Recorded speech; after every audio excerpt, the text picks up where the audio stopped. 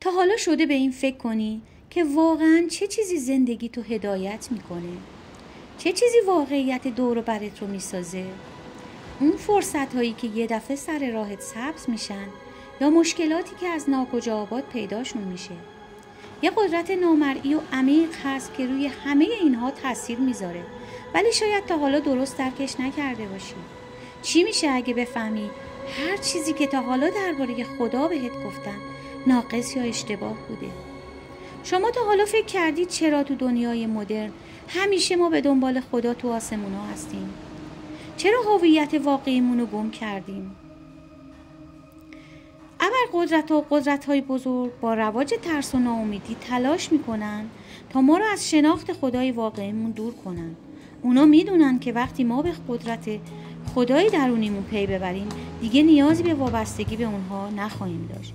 این ویدیو شما رو به سفری دعوت میکنه تا رازهای پنهان رو کشف کنید و صدای خدای درونتون رو بشنوید. به دالان موفقیت خوش اومدید. امروز چند دقیقه با من قدم به این دالان بگذار تا بفهمی که چرا قدرت‌های بزرگ به ما میگن که خدا در بیرون از شما هست. در ضمن اگه دوست داری از این آگاهی‌های ناب استفاده کنی، کانال دالان موفقیت رو سابسکرایب کن و دکمه زنگوله رو بزن. اگه هم دوست داشتی مطالب رو برای دوستات بفرست تا اونا هم استفاده کنن. در طول تاریخ بسیاری از قدرت‌ها تلاش کردند تا انسان‌ها رو به سمت تصورات خاصی از خدا سوق بدن. تصوری که معمولاً خدا تو آسموناست و دور از دسترسه. این تصور نه تنها ما رو از خدا دور کرده، بلکه ما رو به پذیرش یک وابستگی غیر ضروری هم سوق میده. قدرت‌های پنهان و بزرگ در واقع هدفشون کنترل کردن و محدود کردن انسان هاست. این نیروها و قدرت‌ها از طریق رسانه‌ها و سیاست‌ها و فرهنگ‌های اجتماعی این افکار رو به جامعه القا می‌کنن تا افراد رو تو وابستگی و بی‌تحرکی نگه دارن و از این طریق برای خودشون ثروت‌اندوزی کنن و درآمد داشته باشن. قدرت‌های بزرگ از طریق نهادهای اجتماعی، دولت‌ها و آموزش و پرورش و رسانه‌ها باورهای خاصی را تو جامعه رواج میدن و افراد رو به پذیرفتن نقش‌های خاص وارد می‌کنن. این ساختارها طوری طراحی شدن که آزادی و تفکر و خلاقیت انسان‌ها رو محدود می‌کنن. یکی از ابزارهای اصلی کنترل اونها ایجاد ترس و ناامیدی هست. وقتی افراد در ترس از آینده و ناامیدی قرار می‌گیرن، احتمال بیشتری داره که به سیستم‌های موجود وابسته بشن و از جستجوی راه‌های جدید و خلاقانه پرهیز کنند. در ضمن قدرت‌های پنهان اطلاعات نادرست یا تحریف شده‌ای را از خدا و جهان پخش می‌کنند تا واقعیت رو به نفع خودشون تغییر بدن. این اطلاعات را در قالب اخبار، تبلیغات یا حتی آموزش‌های ارائه میدن و هدفشون سردرگمی و بی‌اعتمادی انسان‌هاست. این نیروها به دنبال ایجاد وابستگی در افراد هستند.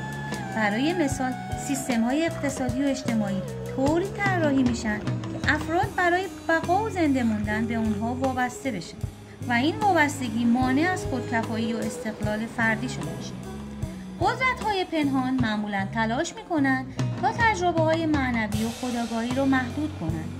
این کار میتونه از طریق ترویج باورهای خاص، دین‌زدایی از تجربیات شخصی و جلوگیری از دسترسی به منابع آموزشی و تجربی باشه که باعث بیداری فردی میشه.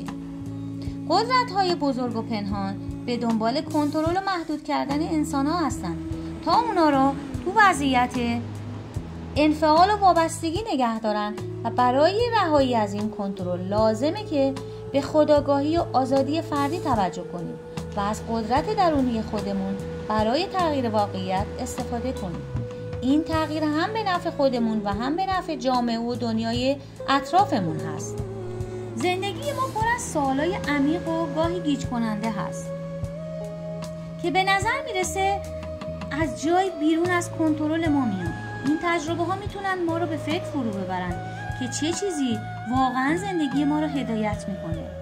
واقعیت هایی که دور بر ما وجود دارن از طریق برداشت ها و تفکرات ما شکل میگیرن. ما به طور مداوم در حال تفسیر و تحلیل تجربیات خودمون هستیم. این تفسیرها میتونن تحت تاثیر آموزش ها فرهنگ و باورهای ما قرار بگیرن. به همین خاطر ممکنه ما به چیزهایی باور داشته باشیم که در واقعیت ناقص یا اشتباه باشن. این قدرت نامرئی که زندگی ما را تحت تاثیر قرار میده میتونه شامل انرژی‌های معنوی، ناخودآگاه جمعی یا حتی قانون جذب باشه. شاید این همون نیرویی باشه که فرصت‌ها را در مسیر ما قرار میده یا مشکلات رو به وجود میاره. اگه بفهمیم هر چیزی که تا حالا درباره خدا و قدرت‌های بالاتر به ما گفته شده ممکنه ناقص یا اشتباه باشه، تو زندگیمون چه تغییری رخ میده؟ این بازنگری میتونه ما را به سمت شناخت عمیق‌تری از خودمون و جهان هستی هدایت کنه. ممکنه ما را به چالش بکشه تا از باورهای قدیمی خودمون فراتر بریم و به دنبال حقیقتی عمیق‌تر باشیم. در هر یک از ما نیروی نهفته که میتونه زندگیمون رو دگرگون کنه. خدای درون صدای درونیمون هست که ما رو به آرزوها و رویاهامون هدایت میکنه. این سفر به سمت خودآگاهی ما رو به شناخت عمیق‌تری از وجودمون میرسونه و به ما یاد میده که با پذیرش خودمون قدرت‌های نهفتمون رو فعال کنیم. ما میتونیم با این نیروی درونیمون ارتباط برقرار کنیم و به خود باوری حقیقی دست پیدا کنیم. توی ساده ترین معنی میتونیم خدای درونمون رو به عنوان نیرویی که منبع عشق و خلاقیت و خرد هست معرفی کنیم. با کمک خدای درونمون متوجه الهامات و نشونه های اطرافمون میشیم و به این صورت دگرگونی عظیم و بزرگی را تو زندگیمون احساس میکنیم. زمانی که شما ایده های جدیدی رو در مورد یک موضوع داشته باشید، در واقع این جرقه از خدای درونتون به ذهنتون خطور کرده و با هر قدمی که به سمت ایده خودتون برمیدارید به خدای درونتون نزدیک میشید. با ارتباط با خدای درون میتونید به آرامشی عمیق و پایدار دست پیدا کنید. هنگامی که به خدای درون خودتون متصل میشید، متوجه این میشید که منبعی از قدرت و توانایی درون خودتون نهفته دارید و دیگه ترس و نگرانی در دل شما جایی نداره. حالا ما معرفی چند تا راه حل برای ارتباط بهتر با خدای درونمون میپردازیم. مدیتیشن تمرین قدرتمند برای تمرکز ذهن و آرامش درونیمون به حساب میاد. زمانی که مدیتیشن تمرین قدرتمند برای تمرکز ذهن و آرامش درونیمون به حساب میاد. زمانی که شما تو سکوت و آرامش به صدای درونی خودتون گوش میدید، بهتر میتونید با خدای درون خودتون ارتباط برقرار کنید. شما میتونید با دعا کردن از خدای درون یاری و هدایت و آرامش طلب کنید. همچنین شکرگزاری از نعمت‌های خداوند روشی بسیار مؤثر برای برقراری ارتباط با خدای درونتون شما. شما با قدردانی از نعمت‌هایی که در اختیارتون قرار گرفته میتونید به منبع الهی متصل بشید. مورد دیگه این که با کمک به دیگران به خدای درونتون متصل میشید و این موضوع یکی از راه‌های ابراز عشق و محبت الهی هست. زندگی کردن تو لحظه حال و توجه به زمان حال مورد مهم دیگه ای هست که باعث میشه شما از افکار منفی و نگرانی ها دور بشید و با خدای درونتون ارتباط عمیق‌تری برقرار کنید. مورد دیگه خود مراقبتی هست. زمانی که دیگران قصد دارن موضوعهای نامطلوبی رو به شما تلقین کنن، آگاهانه برخورد کنید و مانع ورود افکار منفی به ذهنتون بشید.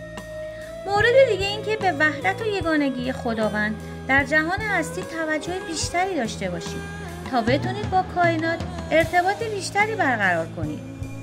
بیشتر انسان‌ها از خودشون غافل هستن و بیشتر حواسشون به دنیای فیزیکی و بیرونی هست و متوجه عظمت و قدرتی که در درونشون قرار داده شده نیستن.